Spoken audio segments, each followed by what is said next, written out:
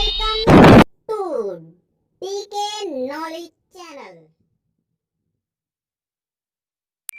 नमस्कार साथियों, मैं हूं दुष्यंत कुमार और स्वागत है दोस्तों आपका डीके नॉलेज चैनल में। दोस्तों कक्षा 10 की ये दूसरी पोयम है, यानी पहली पोयम जिसका नाम था द फाउंटेन, वो मैंने आपको बता दी, मतलब पढ़ा दी और समझा दिया उसके बारे में। अब देखिए बात कर लेते हैं। तो दूसरी पोयम है, इसका नाम क्या है दोस्तों? The psalm of life. The psalm का मतलब होता है भजन या गीत, ऑफ लाइफ मानी जीवन का गीत या जीवन का संघर्ष, ऐसे भी कह सकते हैं। तो दोस्तों इसके बारे में बात करेंगे और इसे जो मैं अर्थ सहित आपको बताऊंगा। इस पोएम में 4 पैरे हैं। देखिए, एक ये रहा और दूसरा ये और तीसरा ये है और चौथा ये है।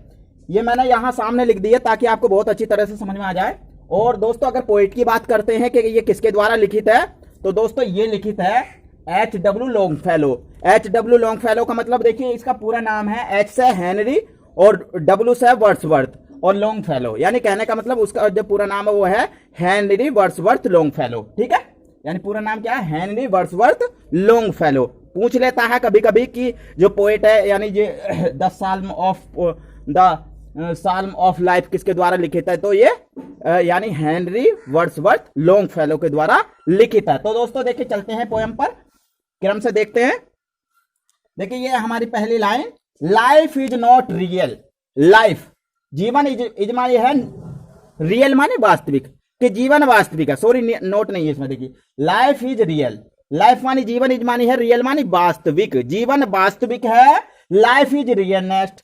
रियलनेस्ट का मतलब होता है रियलनेस्ट का मतलब होता है, कह सकते हैं वास्तविक या गंभीर, सच्चा या दृढ़ निश्चय वाला।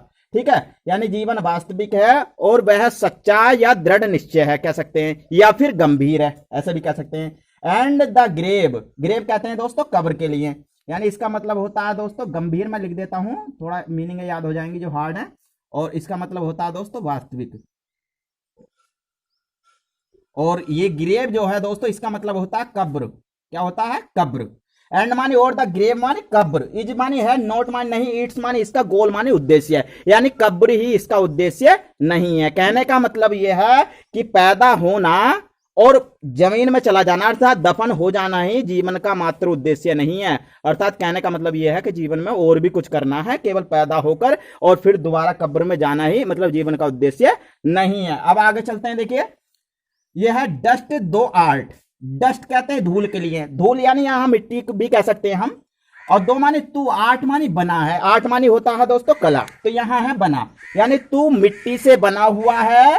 टू डस्ट रियनेस्ट, टू डस्ट रियनेस्ट का मतलब होता है दोबारा उसमें ही चला जाएगा, किसमें? मिट्टी में ही लौट जाएगा। अर्थात कहने का मतलब यह है कि तू मिट्टी से ही उत्पन्न हुआ है और मिट्टी से ही तू मतलब मिट्टी में ही वापस चला जाएगा। फिर है दोस्तों is not spoken of the soul. Is मानी है, नॉट मानी नहीं, स्पोकन मानी बोली गई है, ऑफ द सोल मानी सोल, अर्थात आत्मा के लिए ये बात नहीं बोली गई है। अर्थात कहने का मतलब यह है कि आत्मा कभी भी ना मरने वाली चीज है। ठीक है, ये बात आत्मा के लिए सत्य नहीं है। अब देखिए दूसरे पैरे पर चलते हैं दोस्तों। नॉट एंजॉयमेंट, नॉट एंजॉयमेंट मानी कोई आनंद नहीं, एंड नॉट सोरो, और ना ही कोई दुख, अर्थात ना कोई आनंद और ना ही कोई दुख। फिर आगे इज आवर डेस्टिनेट। डेस्टिनेट का मतलब होता है दोस्तों भाग्य में लिखा हुआ, भाग्य में लिखा हुआ या नसीब में लिखा हुआ, ऐसे कह सकते हैं, लिखा हुआ। ठीक है, एंड मानी अंत और वे मानी रास्ता, यानी जीवन में आनंद या दुख ये हमारे भाग्य में नहीं लिखा हुआ कि जीवन का अंत कैसा होगा, जीवन के क्या रास्ते होंगे, ये हमारे भाग्य में नहीं लिखा हुआ। What to act that is tomorrow. What माने लेकिन, टू एक्ट माने कार्य करना, दैट माने की, ईच माने प्रत्येक, टुमारो माने कल के लिए, यानी कल के लिए कोई कार्य करना। Find us further than today. Further का मतलब होता है आदि कक्षा, देन माने से, टूडे माने आज से, फाइंड्स माने पाना, यानी हमें जो है मतलब कल से भी अच्छा, आज से भी अच्छा कल के लिए कार्य करना। ठीक है, यानी आने वाले जो कल है उसके लिए भी आज से श्रेष्ठ कार्य करना। अब देखिए नंबर 3 पे चलते हैं दोस्तों। नंबर 3 हमारा ये, in the world's broad field of battle.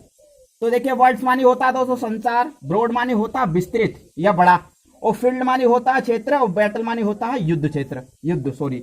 तो ये है इन मानी में द वर्ल्ड मानी संसार के, ब्रॉड मानी विस्तृत, फील्ड मानी क्षेत्र में, और बैटल मानी युद्ध के संसार के विस्तृत युद्ध क्षेत्र में इन द बायोवेक, बायोवेक का मतलब होता है दोस्तों अस्थायी पड़ाव, अस्थायी पड़ाव का मतलब एक जगह मतलब नहीं रुकना, ठीक है। इन द बायोवेक ऑफ लाइफ, इन मानी में द बायोवेक कहते हैं दोस्तों अस्थायी पड़ाव, ऑफ द लाइफ मानी जीवन के इस अस्थायी पड़ाव में be not like dumb, be मानी बनो, नॉट मानी नहीं, लाइक मानी की तरह, डम्ब कहते हैं गूंगा, यानी मूक मत बनो। ड्राइवन कैटल का मतलब है हाके जाने पशु के समान, अर्थात जो हाके जाने वाले पशु हैं उनके समान मत बनो। वी ए हीरो, वी मानी बनो, ए मानी एक, हीरो मानी नायक, इन मानी में द स्ट्राइप मानी संघर्ष में, यानी संघर्ष में नायक बनो। कहने का मतलब यह है कि आप हाके जाने वाले पशुओं के समान मत बनिए, अपने मतलब बहादुरता के साथ अपना कार्य करिए, जैसे कि महापुरुष या वीर पुरुष करते हैं, ठीक है, संघर्षशील जीवन में, ठीक है। अब देखिए हम लास्ट स्टांजा पर चलते हैं।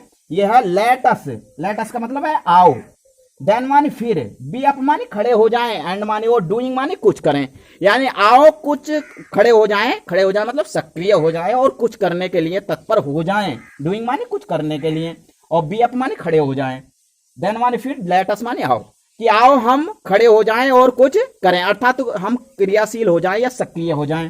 फिर है विद ए हार्ट, विद मानी साथ होता है, ए हार्ट मानी दिल के, फॉर एनी फैट, यानी कोई भी भाग्य में जो लिखा हुआ है उसे दिल से स्वीकार करो, करता दिल से कार्य करो, कहने का मतलब, यानी विद ए हार्ट का मतलब दिल से, ठीक है। फॉर एनी फैट मानी जो भी भाग्य में है मतलब उसे दिल से स्वीकार करो, दिल से करो, ठीक है। स्टिल मानी हमेशा, अचीविंग मानी प्राप्त करने के लिए कोशिश करो, और स्टिल मानी हमेशा, परस्यूइंग मानी अनुसरण करो, यानी जो भी जीवन में लिखा हुआ है उसे जो स्वीकार करो, दिल से स्वीकार करो, और जो तुम्हारा लक्ष्य है उसे प्राप्त करने के लिए कोशिश करो, और अनुसरण करने के लिए भी तैयार रहो। अब देखिए लास्ट लाइन है दोस्तों, learn to labour and to wait. Learn to labour का मतलब है परिश्रम करो, क्या इसका मतलब, परिश्रम करो, एंड मानी और टू वेट मानी प्रतीक्षा करो, यानी परिश्रम करो, कहने का मतलब यह है कि मेहनत करो, और जो है आने वाले अच्छे समय की प्रतीक्षा करो, तभी आपका जो टाइम है अच्छा बन सकता है, और आप वास्तव में एक अच्छे वास्तविक इंसान बन सकते हो। तो दोस्तों ये आपको समझ में आ गया होगा। अब देखिए कुछ इसे थोड़ा सा मीनिंग लिख देता हूं, अधिक अच्छा, क्योंकि आप पढ़ते समय थोड़ा कंफ्यूज ना हो, और इसका मतलब हो अनुसरण करना,